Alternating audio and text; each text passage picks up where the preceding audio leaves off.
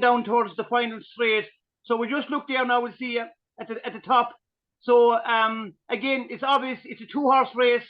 Arsenal versus Manchester City. There's a 4-point gap, but Man City have a game in hand. So it's a 2-horse race. Just what are your thoughts on that?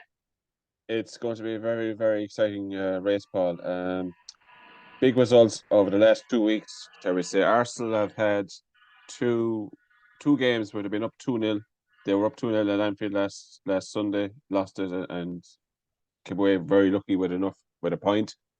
And just yesterday, Sunday, they were 2-0 up against West Ham, coasting, and ended up drawing the game 2-2 again. So they've dropped 4 points in the last 2 weeks. And that was the fear, I think, for Arsenal fans, to think that when push come to shove, could they handle the pressure? Now, I always feel that you're in the home stretch. Sorry, when you have 30 games played, you got 8 games to go. I think Alex Ferguson called it squeaky bum time there numerous years ago. So that was the fear that Arsenal fans had. No, I think they've been brilliant all season. It's hard to miss as a Chelsea fan, but the cracks are starting to show a little bit, because to win a championship, I feel you had to win yesterday, just to give yourself a peace of mind. Yeah. Especially when you've done it the week before, losing a 2-0 lead, struggling to get out of Anfield with a 2-2 draw. Same thing. West Ham, don't forget, played on Thursday night in a Europe Conference League match. The way would have got back to London maybe early Thursday night or early Friday morning, depending on what time they left the European game, the area. So I would have put down Arsenal to win that game, not easily, but at least a 2-1 or sorry, no, just a question. Do Man City have to play Arsenal in the run-in? They do on April the 26th, which is, I think, not this Wednesday, but the Wednesday after, April 26th, they're playing Manchester City, are playing Arsenal in Manchester. Right. Manchester City have FA Cup semi-final this weekend against Sheffield United. So that game is being put back to the Wednesday because they're in the Cup semi-final. So that game is huge. I think if City win that game... Will a draw do for Arsenal in that game? Would that be a great result for Arsenal? I think Arsenal, if Arsenal get a draw at the Etihad, they'll snap their hands off.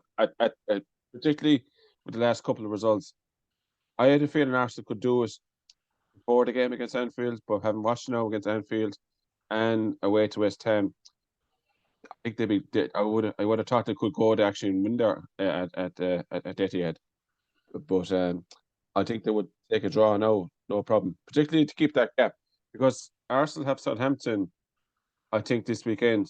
As I said, City have the cup game.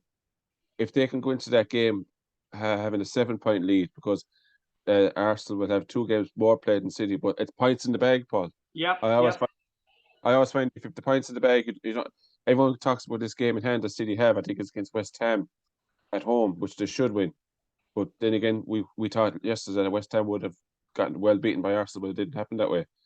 So I think it's crucial that Arsenal get a draw in that game at least. Now they can obviously win the game as well. They're good enough to win it. They went to Tottenham. They went to. They did lose to Manchester United, but that wasn't a fair reflection on the game at all. They've beaten all the big sides this year, bar City. They lost at home to City. So every other beaten. They seem to have a hoodoo against City as well.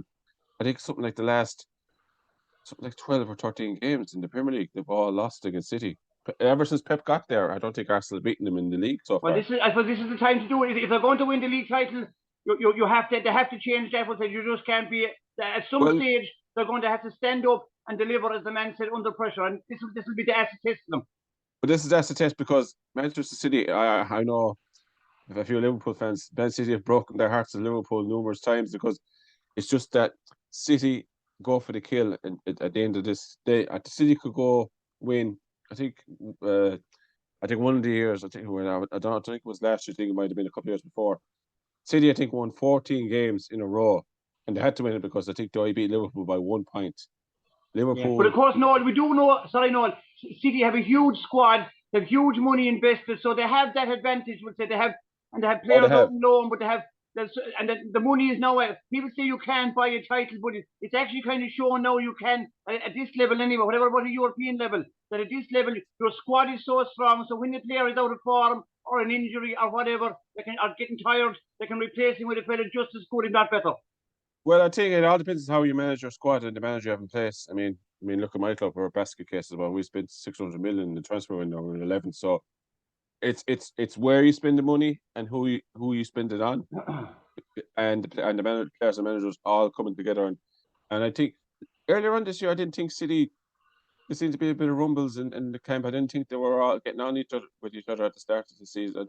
Their form wasn't, but the last, I think since February, I think they've really kicked on, and definitely in early March and now they've really hit. Again, Noel, just before we move on, sorry, Noel, I go back to the Liverpool team of the 70s and the 80s they did the exact same thing. Manchester United did it there under Ferguson.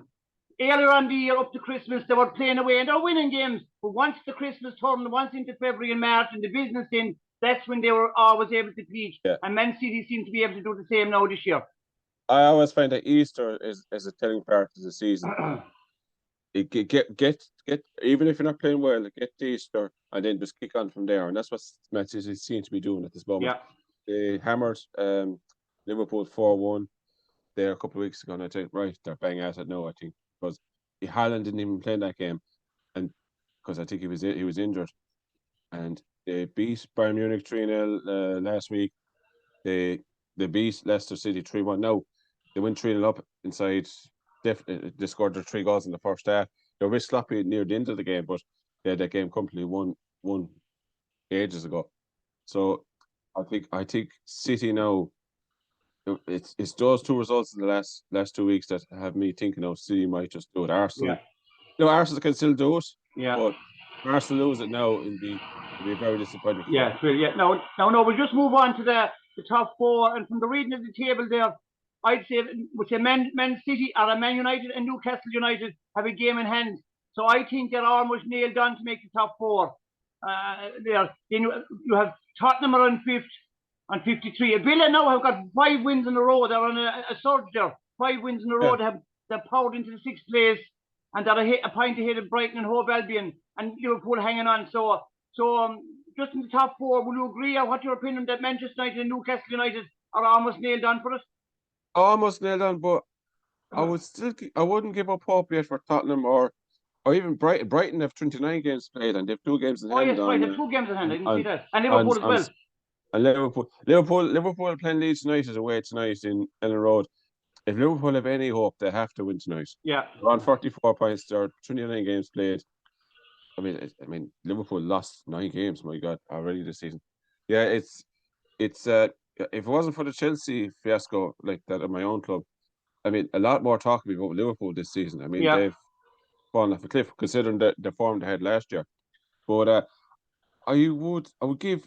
The only trouble with Villa is I feel they're going on their run. Emery's been fantastic. I think if they sacked Steven Gerrard a little bit earlier, I even think they could even be in the position where Newcastle United are now. They could have 56 points or even more.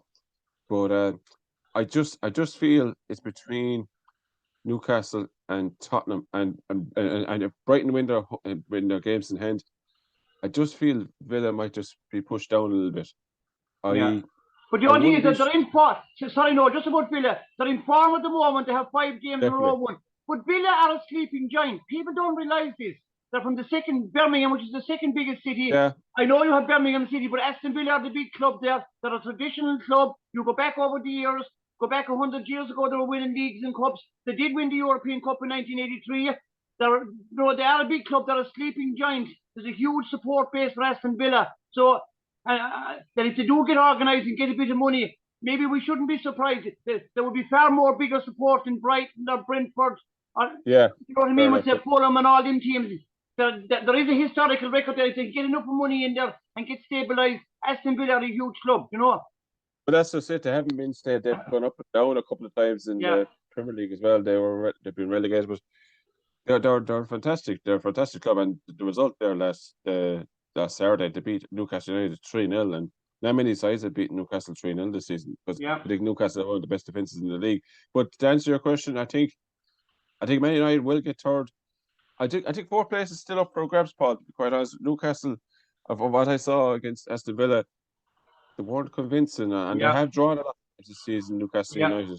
So I would give Tottenham and, as you said, Villa and Brighton maybe Liverpool, but Liverpool have to win tonight. Liverpool Yeah. really need to get their season back on track, and they need to Just start a quick, winning. just a quick word there on Chelsea, your club. Look at the form book.